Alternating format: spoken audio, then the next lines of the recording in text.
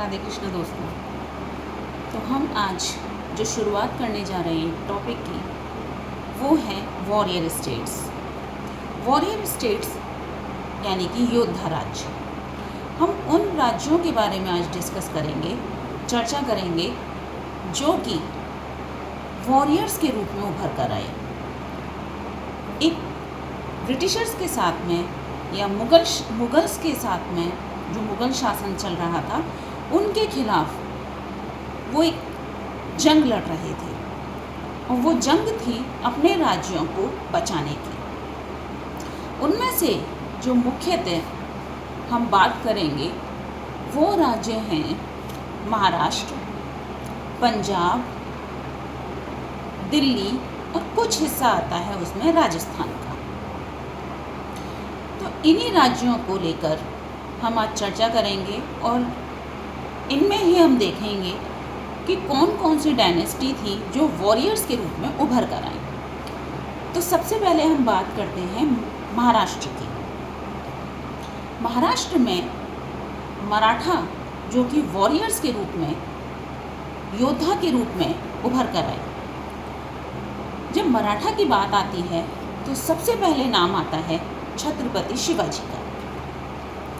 छत्रपति शिवाजी के बारे में हम सब ने बचपन से कुछ न कुछ सुन रखा है, पढ़ रखा है, उनकी बहादुरी के बारे में सुन रखा है। तो इसके विषय में हम आज चर्चा करते हैं। छत्रपति शिवाजी जिन्होंने कि मराठा एम्पायर को बहुत ऊंचाइयों तक पहुंचाया, बहुत बहादुरी से उन्होंने मुगल्स का सामना किया। 1680 में शिवाजी की मृत्यु के बाद में मराठा एम्पायर की जो कमान थी वो उनके पुत्र संभाजी के हाथ में चली जाती है। यानी कि मराठा के अगले जो राजा बनते हैं वो शिवाजी, छत्रपति शिवाजी के पुत्र संभाजी बनते हैं। उनके नेतृत्व में यानी संभाजी के नेतृत्व में जो मराठा एम्पायर है वो और ऊंचाइयों पर पहुंचता है। हालांकि 1689 में औरंगजेब ने उनको, संभाजी को कैप्चर कर लिया और उनकी मृत्यु कर दी और उनके ही पुत्र साहूजी और साहूजी की माताजी यानी कि संभाजी की पत्नी को मुगल्स ने कैद कर लिया। यानी कि संभाजी की मृत्यु करने के बाद उनके पुत्र और पत्नी को औरंगजेब ने कैद कर लिया। लेकिन औरंगजेब की मृत्यु के बाद 1707 में, क्योंकि औरंगजेब की मृत्यु हो गई थी, उसके बाद में जो अगले शासक बना था मुग़ल शासक वो बहादुर शाह प्रथम था और उसने साहूजी को और उनकी माताजी को रिहा कर दिया। रिहा होने के बाद में जो साहूजी थे उन्होंने अपनी ही काकी से, जो कि ताराबाई थी, एक सिविल वॉर लड़ना पड़ा उनको, क्योंकि साहूजी रिहा होने के बाद वो सतारा की कमान संभालते हैं। वहीं जो उनकी काकी थी ताराबाई, उन्होंने कोल्हापुर की कमान संभाल रखी थी, जिसके बीच में, इन दोनों के बीच में इसी को लेकर के एक सिविल वॉर छिड़ जाती है। और उसके बाद में इनके बीच यानी कि 1731 में एक संधि या कह सकते हैं एक ट्रीटी साइन होती है जो कि संभाजी के बीच में और साहूजी के बीच में होती है। ये यानी संभाजी द्वितीय और साहूजी के बीच में ये संधि होती है, जिसे हम ट्रीटी ऑफ वर्ना या वर्ना की संधि भी कहते हैं। इस ट्रीटी के मुताबिक, इस संधि के मुताबिक जो हिस्सा है या जो उनका जो शासन क्षेत्र था वो 2 हिस्सों में बढ़ जाता है, जिसमें कि जो संभाजी के पास में था वो साउदर्न हिस्सा पड़ता है, दक्षिणी क्षेत्र पर जो शासन कर रहे थे वो संभाजी द्वितीय थे, जिसमें कि वो अपनी राजधानी कोल्हापुर को नियुक्त कर लेते हैं। और साहू जी के हाथ में आती है नॉर्दर्न हिस्सा, यानी कि नॉर्दर्न पार्ट, जिस पे कि वो शासन कर सकते हैं, और वो अपनी राजधानी को बनाते हैं सतारा। यानी कि जो अगर हम इस चीज़ को समराइज़ करें, हम इसका क्रक्स निकालें, क्योंकि हम अक्सर करके ट्रीटी की संधि के ये वर्ना की संधि के बारे में या जो ट्रीटी ऑफ वर्ना हुई है वो अक्सर करके एग्ज़ाम में पूछ लिया जाता है। वो कभी कभी पूछ लिया जाता है कि ये संधि किस किस के बीच में हुई, किस लिए हुई और कब हुई। तो इसको समराइज़ करें तो एक तरीके से जो मराठा एम्पायर था उसको दो हिस्सों में बांट दिया गया था, जिसमें संभाजी द्वितीय के पास जो आया था वो साउदर्न रीजन आया था, और जिन्होंने अपनी राजधानी को कोल्हापुर बनाया, और जो साहू जी थे उनके हाथ में आई नॉर्दर्न हिस्सा, यानी कि उत्तरी क्षेत्र, जिसमें कि वो अपनी राजधानी सतारा को बनाते हैं। लेकिन उसके बाद में बहुत सारी उनकी जो शासन में, साहू जी के शासन में बहुत सारी कॉम्प्लेक्सिटीज़ आ जाती हैं, यानी कि बहुत सारे पॉलिटिकल उतार चढ़ाव उनके शासन में देखने को मिलते हैं, साहू जी के शासन में देखने को मिलते हैं। और उसी में से एक नीति बनी, यानी कि बहुत सारी नीतियों का उन्होंने विलय कर दिया, बहुत सारी नई नीतियाँ निकाली थी, जिसमें कि एक नीति उन्होंने ये निकाली कि उनकी सेना का जो भी सबसे पावरफुल और सबसे महत्वपूर्ण सेना जो मिनिस्टर रहेगा उसको पेशवा की उपाधि दी जाएगी, जिसमें कि सबसे पहले जो पेशवा थे या सबसे पहले जो महत्वपूर्ण मंत्री थे, मिनिस्टर थे, वो थे बालाजी विश्वनाथ। बालाजी विश्वनाथ वो पहले ऐसे व्यक्ति थे जिनको पेशवा की उपाधि दी जाती है। इसके बाद इसी के शासनकाल में, यानी कि मराठा के शासनकाल में, जब बालाजी विश्वनाथ जी को पहली पेशवा उपाधि मिल जाती है, 1761 में जो अहमद शाह अब्दाली था, जो कि दुरानी डायनेस्टी, दुरानी एम्पायर का संस्थापक भी था, उसके साथ में पानीपत का तृतीय युद्ध छिड़ता है, क्योंकि अब्दाली ने बड़ी ही चालाकी से रोहिलखंड के जो सरदार था, रोहिल्लास के जो सरदार था निज़ामुद्दौला, और अवध के नवाब शुजाउद्दौला के साथ में एक संधि कर लेता है वो, यानी अहमद शाह अब्दाली के साथ जो सहयोगी दल बन जाते हैं वो अवध के नवाब और रोहिलखंड का जो सरदार थे उनके साथ मिलकर अहमद शाह अब्दाली मराठाओं के खिलाफ पानीपत का तृतीय युद्ध लड़ता है। 14 जनवरी 1761 में ये युद्ध पानीपत, जो कि हरियाणा क्षेत्र में पड़ता है, लड़ा जाता है। उसके बाद हम और भी मराठा जो सरदार थे जो कि बहुत पॉपुलर थे और जिन्होंने मराठा एम्पायर को बहुत ऊंचाइयों तक पहुंचाया था, हम उनकी बात करेंगे, जिसमें कि जो नागपुर के फेमस मराठा एम्पायर में आते हैं, मराठा डायनेस्टी से निकलते हैं, वो हैं भोसले। नागपुर से भोसले की बात हुई है तो सबसे जो पहले नाम आता है वो है राघोजी भोसले, जिसका कार्यकाल 1727 से 1755 तक रहता है।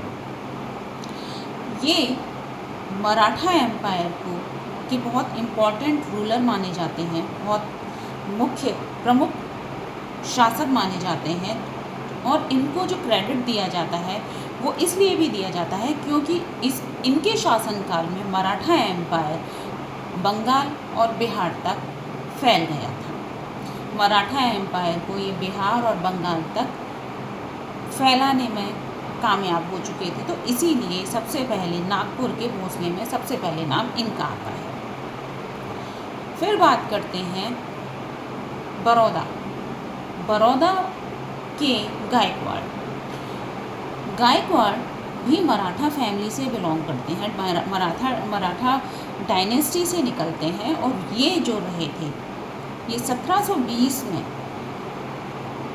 ये मराठा के प्रांतीय शासनों को लेकर आगे बढ़ते हैं। उन्होंने यानी गायकवाड़ ने बड़ौदा को अपनी राजधानी, अब के समय में अगर हम बड़ौदा करें तो गुजरात का वडोदरा वो क्षेत्र पड़ता है, उन्होंने अपनी राजधानी स्थापित करी। इसके बाद आते हैं मध्य प्रदेश का इंदौर शहर। इंदौर, तो इंदौर से निकले होलकर जिन्होंने अपनी पावर को इंदौर के अलावा मध्य प्रदेश में फैलाया। उन्होंने जो मल्हार राव के शासनकाल में, जो कि होलकर के ही समाज के बहुत बड़े राजा माने जाते हैं, बहुत बड़ी ऊंचाइयों तक मराठा एम्पायर को पहुंचाया। इसके बाद मध्य प्रदेश का ही क्षेत्र ग्वालियर की बात करें तो ग्वालियर से निकले थे सिंधिया वो भी मराठा डायनेस्टी के या मराठा फैमिली का ही एक हिस्सा माने जाते हैं। ये बहुत शक्तिशाली और बहुत महत्वपूर्ण इन्फ्लुएंशियल फैमिलीज में डायनेस्टी में माने जाते थे, जो कि मराठा महदजी सिंधिया से निकलते हैं। और उन्होंने अपने शासनकाल में महदजी सिंधिया जो थे, जो कि प्रमुख सिंधिया शासक माने गए थे ग्वालियर में, मुगल्स को अपने खिलाफ रोकने में ये कामयाब रहे। उन्होंने बहुत सारे जो मराठा एम्पायर को ऊंचाई तक पहुंचाने के कार्य थे वो किए, साथ में बहुत सारी चेंजेस भी उन्होंने की।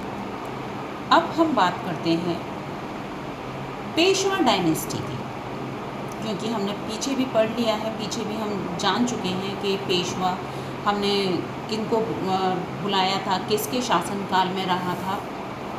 तो अब हम पूरी बात करते हैं डायनेस्टी की, पूरी पेशवा डायनेस्टी की बात करते हैं। तो हम जान ही चुके हैं कि सबसे पहले जो पेशवा रहे थे वो बालाजी विश्वनाथ रहे थे। तो शुरुआत भी हम उन्हीं से करते हैं। पेशवा डायनेस्टी की शुरुआत बालाजी विश्वनाथ से ही होती है और उनका कार्यकाल रहता है 1713 से लेकर 1720 तक। उनके शासनकाल में मराठास काफ़ी हद तक अपग्रेडेड हो चुके थे और शाहू जी ने इन्हीं को सबसे पहले पेशवा की उपाधि भी दी थी। इन्होंने शाहू जी की सेना में बहुत सारे अच्छे बदलाव किए और इसीलिए, और ये बहुत महत्वपूर्ण और बहुत पावरफुल सेना में से सेनापति बने, इसीलिए इनको पेशवा की उपाधि दी गई थी। इनको सेनाकर्ता के रूप में भी शाहू जी ने नियुक्त किया था। बालाजी विश्वनाथ ने सैयद ब्रदर की मदद से जो मुग़ल शासक था फर्रुखशियार, उसको हटाने में या उसको मुग़ल शासक की गद्दी से हटाने में इनका बहुत बड़ा हाथ माना जाता है। इसके बाद हम अगले पेशवा की बात करते हैं, जो कि है बाजीराव। बाजीराव प्रथम, इनका कार्यकाल रहा था 1720 में। बाजीराव प्रथम को हम गौरिल्ला वॉर का एक्सपर्ट भी कहते हैं, या वो कह सकते हैं ये गौरिल्ला वॉर लड़ने में महारत हासिल किए हुए थे। और इसी युद्ध के कारण इन्होंने मालवा और राजस्थान के कुछ हिस्सों को एक्वायर करने में, वहाँ पर उनको एक तरीके से मराठा एम्पायर को वहाँ तक पहुँचाने में इनका बहुत बड़ा हाथ रहा था। और इन्होंने ही एक कॉन्सेप्ट निकाला था बाजीराव प्रथम ने, हिंदू पदशाही। हिंदू पदशाही का मतलब होता है हिंदू राज्य में, हिंदू देश में, हिंदुस्तान में हिंदू राजा होना चाहिए। अब अगले जो हमारे पेशवा हैं वो हैं बालाजी बाजीराव। इनको हम नाना साहब के नाम से भी जानते हैं और इनका जो कार्यकाल रहा वो 1740 से लेकर 1761 तक का रहा। इन्होंने ही पानीपत के तृतीय युद्ध जब 1761 में हुआ था, सेना का नेतृत्व किया था। इसके बाद जो अगले पेशवा बने वो बने माधवराव प्रथम। माधवराव प्रथम का जो कार्यकाल रहा वो 1761 से लेकर 1772 तक था। इनकी जो उपलब्धि थी वो थी कि इनके शासनकाल में जो रोहिल्लास का सरदार निज़ाम थे, जो कि हैदराबाद में था, उसको, और उत्तर में हैदर अली जो कि मैसूर का राजा था, उसको हराया था। इसके बाद नारायण राव आए, जिनका कार्यकाल 1772 से 73 रहा। उसके बाद रघुनाथ राव आए, जिनका 73 से 74 यानी 1773 से 1774 तक इनका कार्यकाल रहा। और इनके काल में या इनके शासनकाल में जब ये सेना का नेतृत्व कर रहे थे, जब ये पेशवा थे, इनके पेशवा रहते हुए एक कॉन्स्पिरेसी हुई थी जिसे 12 भाई या 12 भाई कॉन्स्पिरेसी के नाम से भी जानते हैं। और इन्हीं के काल में ब्रिटिशर्स के साथ में एक ट्रीटी साइन होती है जिसे हम ट्रीटी ऑफ सूरत या सूरत की संधि भी कहते हैं, जो कि 1775 में ये संधि होती है। अगले जो पेशवा इनके बाद रहते हैं वो हैं माधवराव नारायण।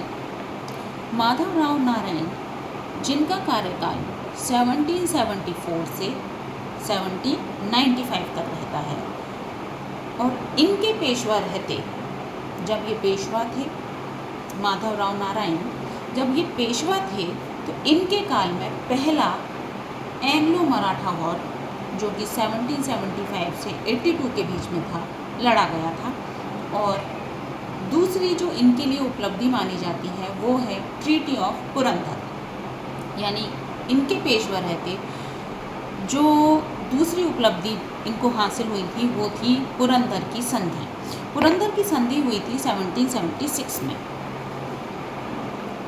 फिर इनके बाद जो सबसे आखिरी पेशवा रहे थे वो थे बाजीराव द्वितीय। बाजीराव द्वितीय का जो कार्यकाल रहा था वो 1796 से 1818 तक का माना जाता है। इनके पेशवा रहते जो कार्य हुए वो थे बैटल ऑफ पूना, जो कि 1802 में लड़ा गया था। ट्रीटी ऑफ बेसिन, जो कि ब्रिटिशर्स के साथ में हुई थी। और ये ट्रीटी ऑफ बेसिन जो है वो हुई थी 1802 में ही, यानी कि इनके शासनकाल में 1802 में दो कार्य हुए थे। एक तो पूना का युद्ध हुआ था ब्रिटिशर्स के साथ, फिर ट्रीटी हुई थी जो कि थी ट्रीटी ऑफ बेसिन। इस युद्ध में यानी पूना का जो बैटल हुआ था इसमें ये हार गए थे और फिर उसके बाद में ये ट्रीटी होती है, बेसिन की ट्रीटी, बेसिन की संधि। अब यहाँ से हमारी पेशवा डायनेस्टी हमारी ख़त्म होती है, क्योंकि वो हार चुके थे, ट्रीटी ब्रिटिशर्स के साथ हो चुकी थी। तो इस तरीके से यहाँ पर हम ख़त्म करते हैं पेशवा डायनेस्टी। अब हम बात करते हैं अगले वॉरियर की, जो कि माने जाते हैं पंजाब प्रांत में, वो है सिख। सिख को हम आज भी एक योद्धा के रूप में, एक पावरफुल, या फिर कह सकते हैं वो अपने आप को आज भी वो योद्धा के रूप में ही अपने आप को मानते हैं। तो सबसे पहले हम शुरुआत करते हैं सिख की। तो सिख की शुरुआत हम करेंगे गुरु नानक जी से, क्योंकि गुरु नानक ने ही सिख रिलीजन की नींव रखी थी, यानी संस्थापक जो थे सिख धर्म के वो गुरु नानक जी थे, जो कि 15वीं सदी के अंत में इसकी शुरुआत करते हैं। बाबर के समय में गुरु नानक जी थे। जब बाबर का युद्ध हुआ था, जब बाबर आया था, तो पाकिस्तान के कुछ प्रांत में गुरु नानक जी ने भ्रमण करते हुए सिख धर्म का प्रचार किया था, जिसमें कि कुछ हिस्सा पाकिस्तान के लाहौर सिंध प्रांत का भी आता है और भारत में कुछ हिस्सा पंजाब क्षेत्र का भी आता है। उसके बाद वैसे गुरु गोविंद सिंह जी के बहुत और भी सामाजिक कार्य रहे थे, धार्मिक सुधार रहे थे, लेकिन अभी जो मेन हम उस पर फोकस करेंगे वो सिख धर्म को के संस्थापक थे, इसको लेकर करते हैं। अगले जो सिख वॉरियर रहे वो थे गुरु हरगोविंद सिंह। गुरु हरगोविंद सिंह 1606 से 1645 तक रहते हैं। उन्होंने सिख को एक वॉरियर के रूप में प्रोजेक्ट किया, सिख कम्युनिटी को एक वॉरियर के रूप में दिखाया और सिख धर्म की एक इम्पोर्टेंस समाज को बताई, जिनके लीडरशिप में बहुत सारे इस कम्युनिटी को फ़ायदे भी हुए और बहुत सारे उनको अपग्रेड भी किया है, यानी सिख धर्म को बहुत ज़्यादा उन्होंने ऊंचाइयों तक पहुंचाया। अब जो गुरु गोविंद सिंह थे, जो कि 10वें गुरु माने जाते हैं, क्योंकि हमने जान रखा है कि सिख धर्म में 10 गुरु माने गए थे, लेकिन अब हम बात करते हैं हरगोविंद के बाद में जो हैं गुरु गोविंद सिंह। गुरु गोविंद सिंह उनके नेतृत्व में, जो कि 10वें गुरु थे सिख धर्म के, उनका जो कार्यकाल रहा 1666 से 1708 में, उनके कार्यकाल में खालसा पंथ की नींव रखी गई, यानी कह सकते हैं खालसा पंथ के संस्थापक हम गुरु गोविंद सिंह जी को मानते हैं।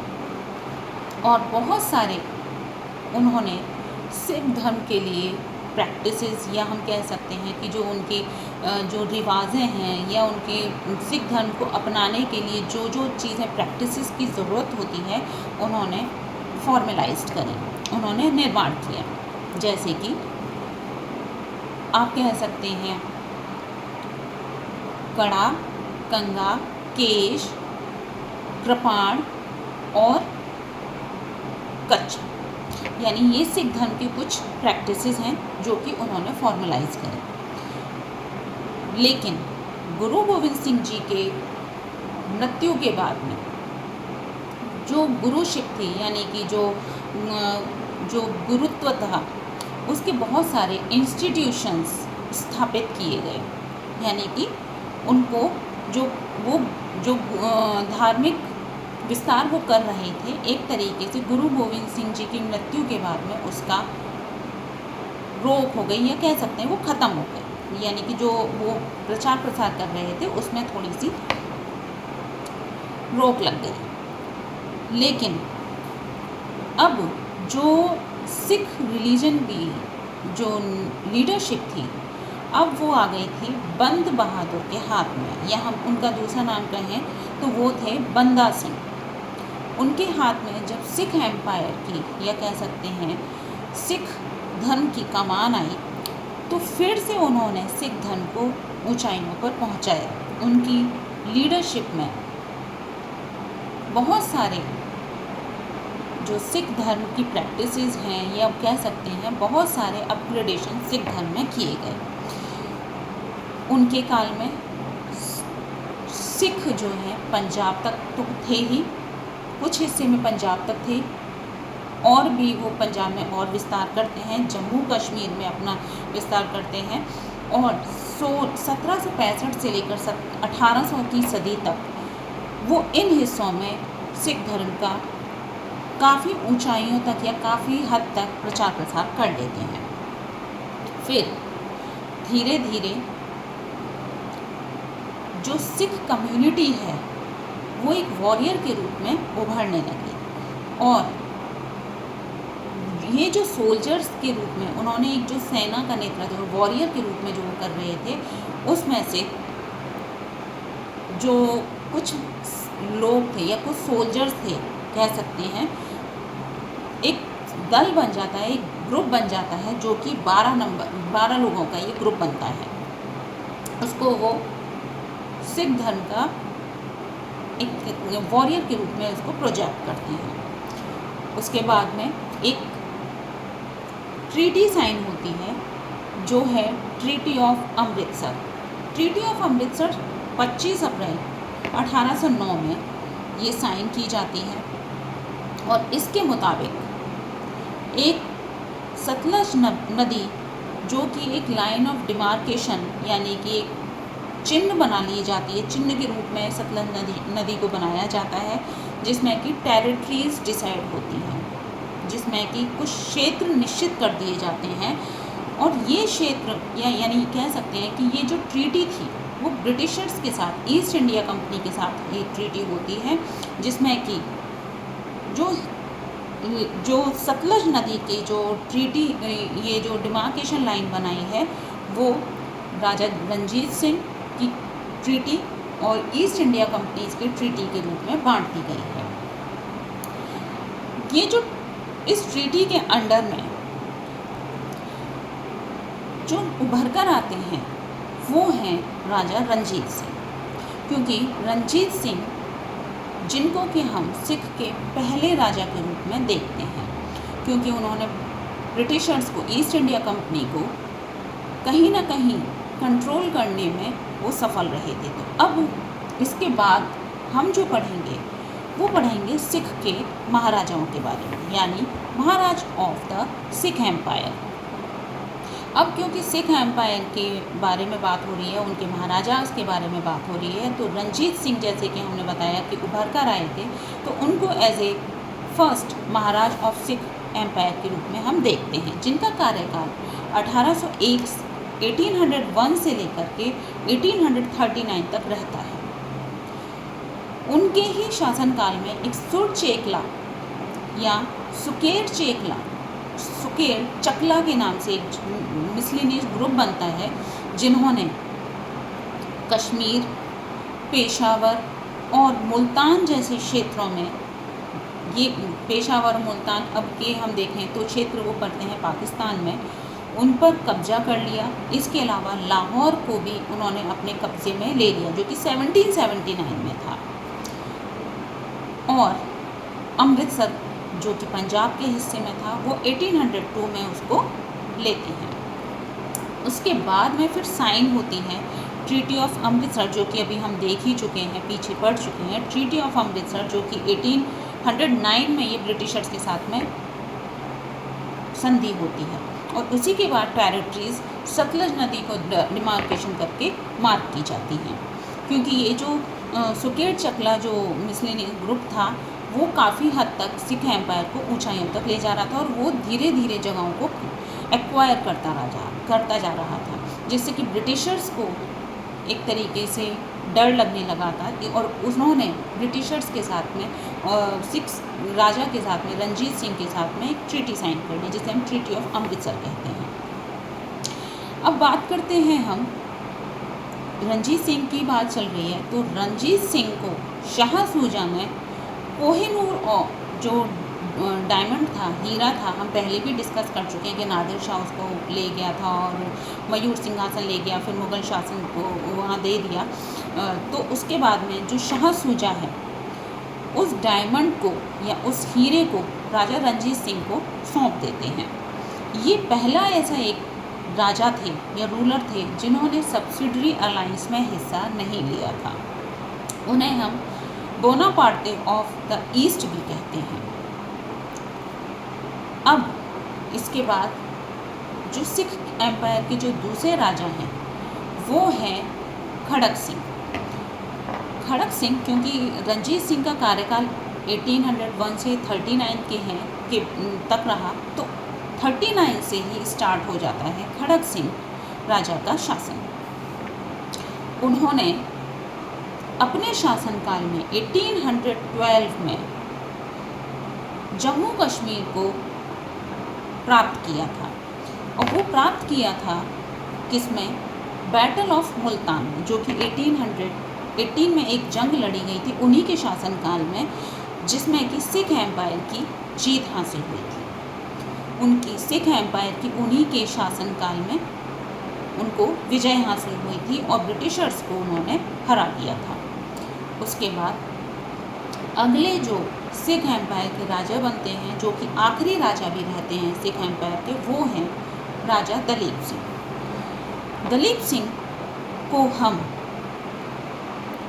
पंजाब का ब्लैक प्रिंस ऑफ पर्थशीर भी कहते हैं, यानी कि उनका एक निक नेम भी निकला था राजा दलीप सिंह का। उनको पंजाब का पर्थशीर या प्रिंस ऑफ पर्थशीर भी कहा जाता है। दलीप सिंह के बाद ब्रिटिशर्स ने सिख एम्पायर को अपने कब्जे में ले लिया। उन्होंने काफ़ी हद तक ब्रिटिशर्स को रोकने की कोशिश करी, कंट्रोल भी कर लिया, लेकिन एक समय के बाद ब्रिटिशर्स की पावर इतनी बढ़ गई ट्रीटीज़ के बहाने, और क्योंकि हमने पहले भी पढ़ा है कि जो ब्रिटिशर्स हुआ करते थे वो कभी भी ट्रीटीज़ को, एग्रीमेंट्स को फॉलो नहीं करते थे। तो ट्रीटीज़ करने के साथ में फिर वो सामने वाले को धोखा भी दे देते थे, और इसी धोखे के चलते उन्होंने सिख एम्पायर को भी ट्रीटी होने के बाद भी फिनिश कर दिए थे, ख़त्म कर दिया था। अब हम अगले वॉरियर की बात करते हैं, जो है जाट।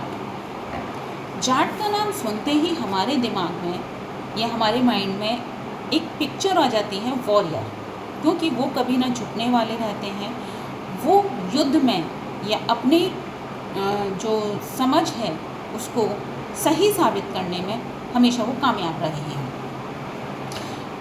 बेसिकली हम जाट को देखते हैं तो वो अब के समय में वो ज़्यादातर फ़ौज में, यानी उनके कह सकते हैं कि डीएनए में ही वॉरियर शब्द है, उनके खून में ही एक योद्धा शब्द छुपा होता है। योद्धा वो उनके डीएनए में ही है। तो अब के समय में हम देखें कि जो हमारे सोल्जर्स हैं वो ज़्यादातर हमारे जाट ही होते हैं। वैसे तो और भी कम्युनिटी से होते हैं, लेकिन जाट सबसे आगे रहते हैं। उस समय में जो जाट कम्युनिटी थी वो एग्रीकल्चर में ज़्यादा इंटरेस्टेड थी, और ये जो पाए जाते थे वो ज़्यादातर दिल्ली और राजस्थान के कुछ हिस्सों में पाए जाते थे। लेकिन अब के हिसाब से देखा जाए तो वो अब आपको मिलेंगे आगरा, मथुरा और दिल्ली में। इनमें हम बात करें तो सबसे पहले जो हमारे जाटों का जिक्र हुआ तो सबसे पहले नाम आता है चूड़ामन का। चूड़ामन जिनका जो कार्यकाल रहा वो 1690 से लेकर 1721 तक का है। इसके बाद आते हैं बदन सिंह 1721 से 1756 तक, सूरजमल 1756 से 1763 तक, यानी कि 1756 से 1763 तक। और फिर सबसे लास्ट में रहते हैं जवाहर सिंह। जवाहर सिंह का जो कार्यकाल रहा वो 1763 से 1768 तक रहता है। फिर बात करते हैं हम अगले वॉरियर की, जो है सतनामीज़। सतनामी भी इसी में से ही निकलते हैं। सतनामी मुगल्स के खिलाफ काफ़ी हद तक उनको कंट्रोल करने में सफल होते हैं, और ख़ास करके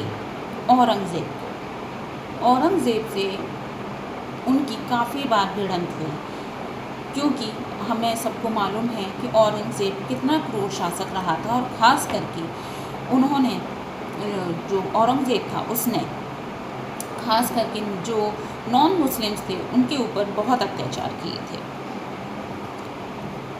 जो सतनामीज़ थे वो डिफरेंट सेक्टर्स से बिलोंग करते थे, जिनमें कि सतनामी से नाम से ही समझ में आ रहा है संत, जिनमें कि सबसे पहले नाम आता है संत के नाम से वीर बहन शाह सद, जिनका कार्यकाल 1657 से रहा था, और जो हरियाणा के नरौला से, या हम कहें तो नौल से वो बिलोंग करते थे।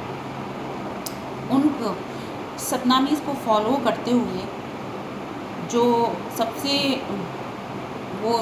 उनके सबसे बड़े मुखिया के रूप में जो निकल के आए वो थे मुंदियाज़। उन्हें मुंदियाज़ भी कह सकते हैं, ये मुंडियाज़ भी कह सकते हैं। उन्होंने बहुत हद तक सतनामीज़ की ग्रोथ की, धार्मिक रूप से उनको आगे बढ़ाया, और उन्हीं ने सतनामीज़ को पोथी शब्द से नवाजा था। यानी सतनामीज़ को उन्होंने जो क्राउन किया, या कह सकते हैं क्राउन का मतलब होता है नवाजा, पोथी शब्द से नवाजा। और जो सतनामीज थे वो बिलीव करते थे, वो यह विश्वास रखते थे रविदासी सेक्टर, यानी रविदास जो माने जाते हैं उनको वो फॉलो करते थे, उनकी नीतियों को वो फॉलो करते थे। तो यहाँ पर इस तरीके से ये हमारा वॉरियर स्टेट हमारा वो होता है, समाप्त होता है। और अब आगे हम इसके आगे जो पढ़ेंगे वो पढ़ेंगे इंडिपेंडेंट स्टेट के बारे में। यानी यहाँ पर इस लेक्चर में हम आज कंप्लीट कर चुके हैं वॉरियर स्टेट। धन्यवाद।